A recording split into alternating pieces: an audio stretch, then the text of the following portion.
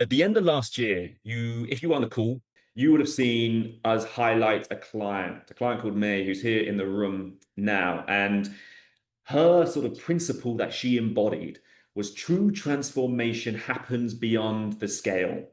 Now, I Googled Mount Kenya, and I hope that is what it looks like, May. So otherwise, that would be a false start.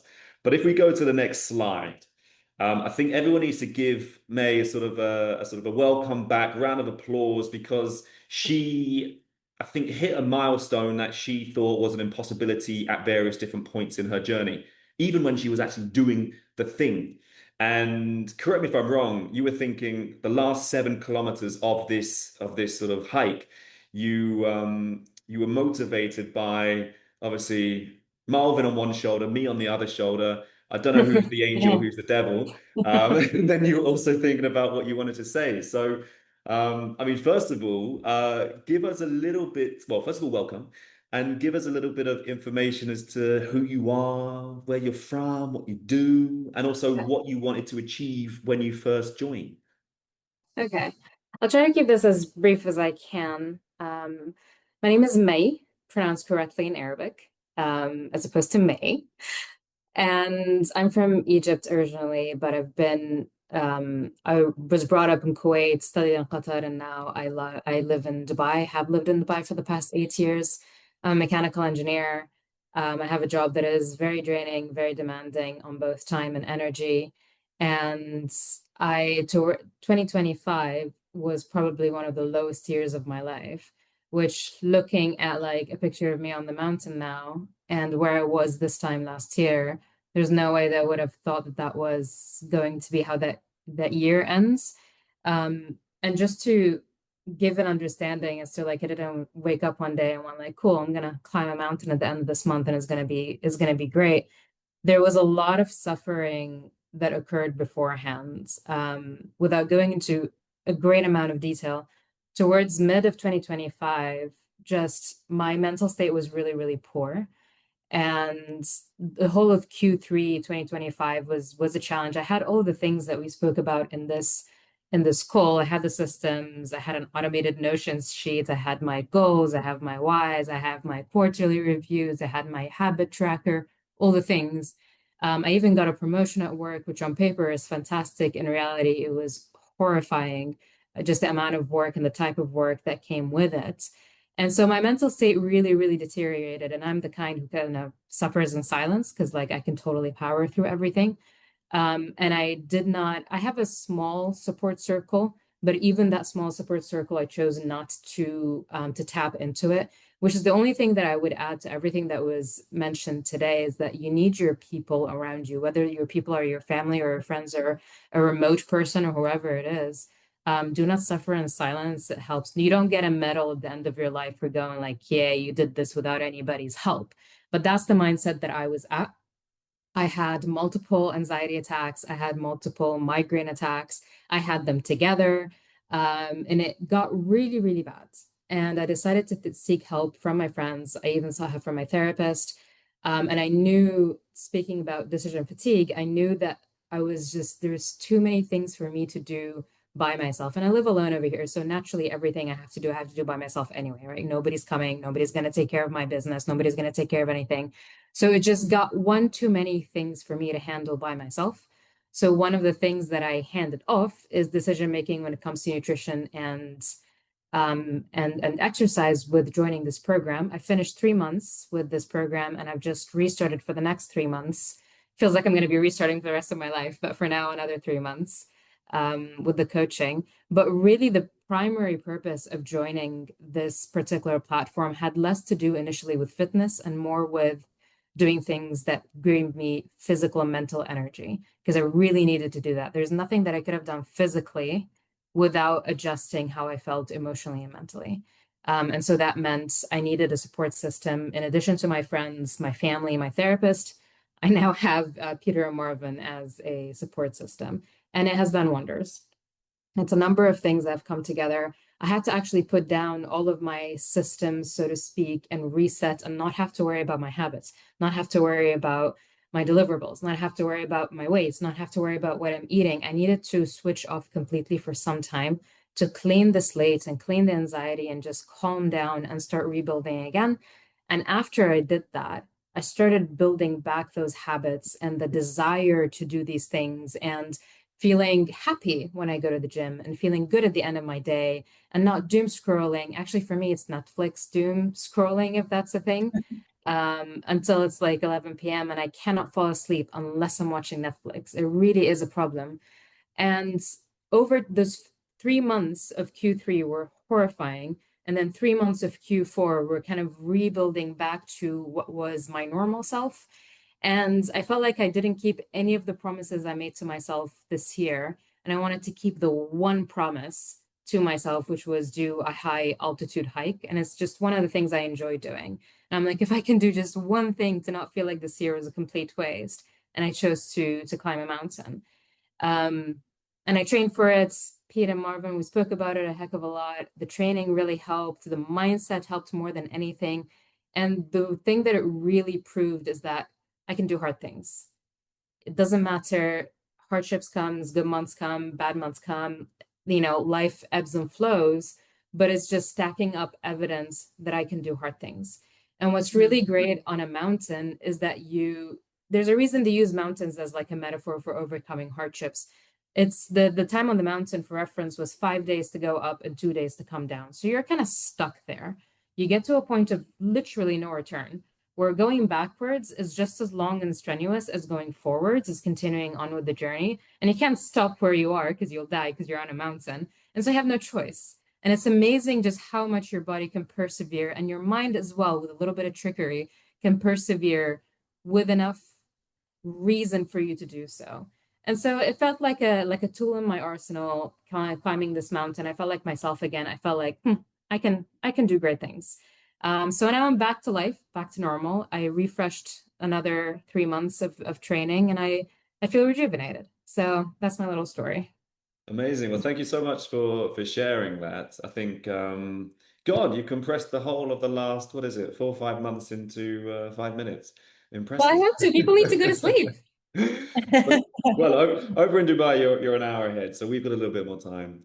I guess my big question is, when you started, right, it was all about, starting gradually. You were going to use the apartment gym because it was convenient, it would fit through. You had, I think it was HelloFresh, the food delivery where you would make your meals.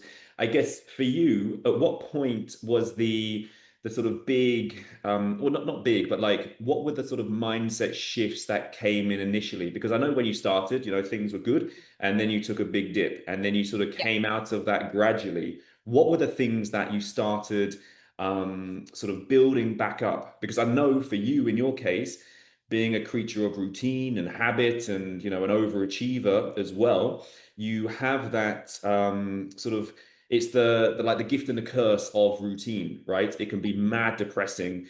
You're not going anywhere different. You're doing the same thing. It can be very repetitive and boring. So I guess for you, what was the kind of that mindset shift that happened for you then to start building back up gradually, and obviously deciding then you were in a position to actually, go on this hike?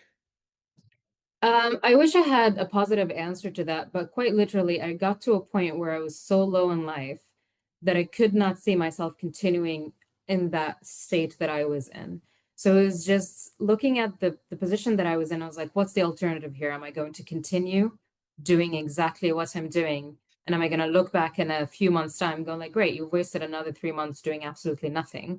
And I'm a sucker for punishments as well. And I'm of the mentality of all or nothing, right? So you're saying I'm about taking like the smallest viable step in the direction of what you want to do. And that's something that I really struggle with. I'm like, I'm either going to the gym or I'm being a potato on my couch, and there's no in between. So learning to have an imperfect step is probably the greatest thing that I've learned. And being okay with all I did today is go for a walk, and for today, that's good enough. And that's not a problem. And there's nobody that's going to come and whip me into shape because I didn't go to the gym and instead I went for a walk. Or even today, I felt like doing absolutely nothing at all because that's what I needed. That's what my mind and my body needed. And that's okay. The idea is not to be so complacent with yourself that you tell yourself it's okay every single day, but to have that grace to go like, today was just not my day, and that's fine.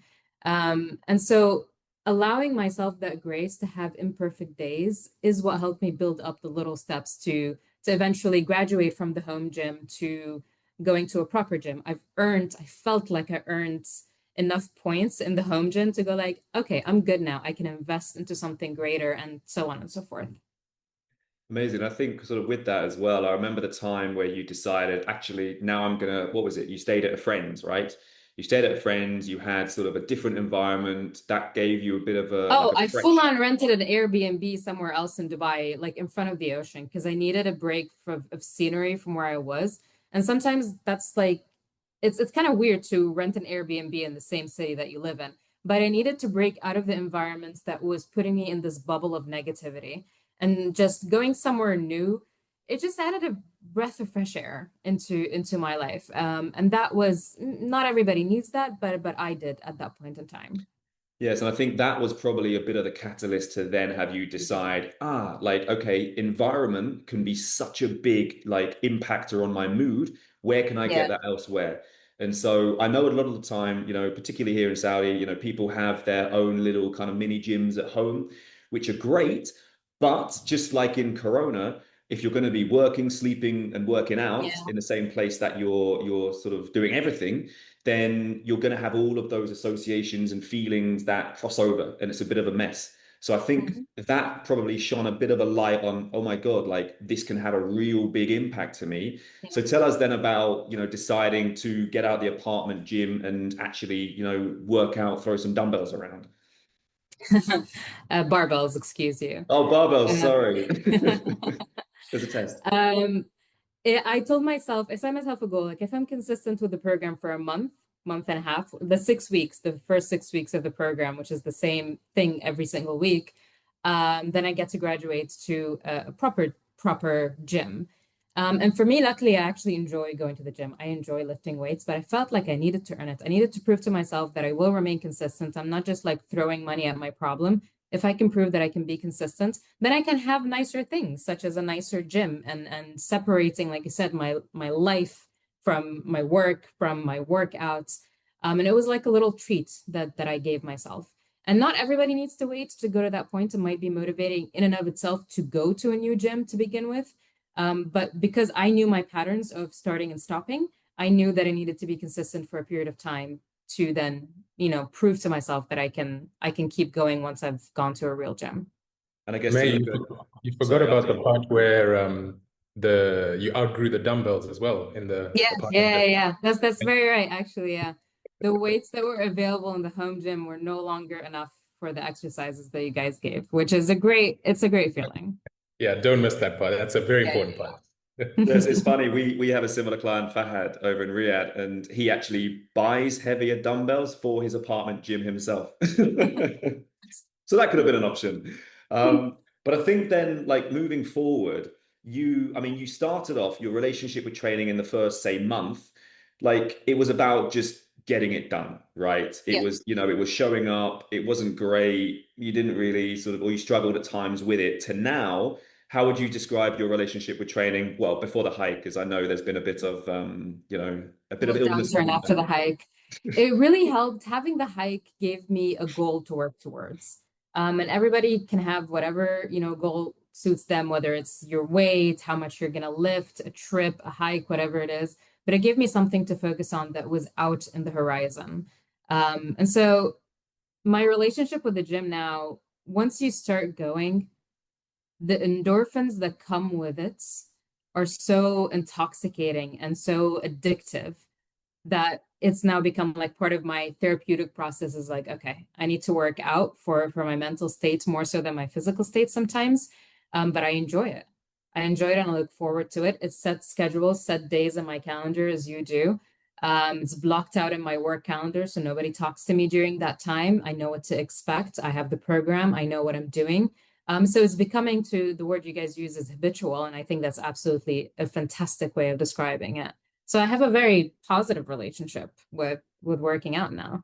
I know. I think you, well, sort of coming back into the rebuild after obviously having some Yeah. time out of training. And I think one of the other points here is in relation to, and correct me if I sort of misunderstood this, but like the realizations or the confidence that you built in yourself has made Mm. you reassess actually, is where I'm living, the city, conducive to my own sanity, my own Yeah. mental health, etc. So do you want to talk a little bit about that?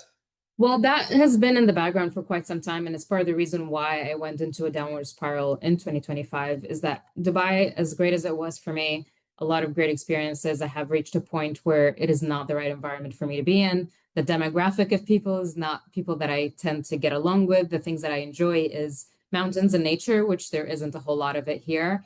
And I've realized that just like getting the Airbnb and leaving for a few weeks, I think I need to do that on a bigger scale where I'm changing my life in a more drastic way. And that hopefully is something that's going to happen shortly in the future. But I know that changing my environments is going to be disruptive to my routine. Like everybody said the same thing in their consistency question. It's going to be so disruptive. But I think the long-term effects of finding where you really belong and the tribe that you belong with is going to have like a much long-term effect on what I need.